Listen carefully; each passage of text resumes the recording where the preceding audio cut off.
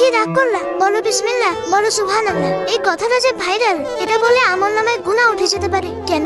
কারণ এটা মারাত্মক একটা বিষয়। এখানে দুইটা বিষয় রয়েছে। সোশ্যাল মিডিয়াতে একজনকে দেখা যাচ্ছে হাত দেখতেছে, গণকের মতো হাত দেখছে, আর এমন কথা বলতেছে যেটা সবার জীবনের সাথেই মিলে যেতে পারে। আর দেখার পরে বলতেছে ঠিক কিনা? ওই ছেলে বলতেছে ঠিক। কি রাগ করলা? বলো বিসমিল্লাহ, বলো সুবহানাল্লাহ। হযরত আবু হুরায়রা রাদিয়াল্লাহু আনহু থেকে বর্ণিত, রাসূল সাল্লাল্লাহু আলাইহি ওয়াসাল্লাম বলেছেন, মান আতা আররাফান ফাসআলাহু আন শাই লাম তুকবাল লাহু সালাতুন 40 লাইলা। অর্থাৎ কোনো ব্যক্তি যদি গণকের কাছে যায়, তার কাছে কিছু জিজ্ঞেস করে, তাহলে তার 40 দিনের সালাত কবুল করা হয় না। 2 নাম্বার, এখানে বিসমিল্লাহ এবং সুবহানাল্লাহ এটাকে ফান হিসেবে ব্যবহার করা হচ্ছে। মানুষ ফাইজলামি করে বলে কি রাগ করলা? বলো বিসমিল্লাহ, বলো সুবহানাল্লাহ। কিন্তু এই বিসমিল্লাহ এবং সুবহানাল্লাহ এটা কিন্তু মারাত্মক সম্মানিত দুইটা শব্দ। আল্লাহ রাব্বুল আলামিনের বরকতময় স্মরণ। তাই এগুলোকে মজা, ট্রেন্ড বা ফাইজলামির ভাষা বানানো উচিত না। আল্লাহ আমাদের ইসলামের সঠিক বুঝ দান করুন।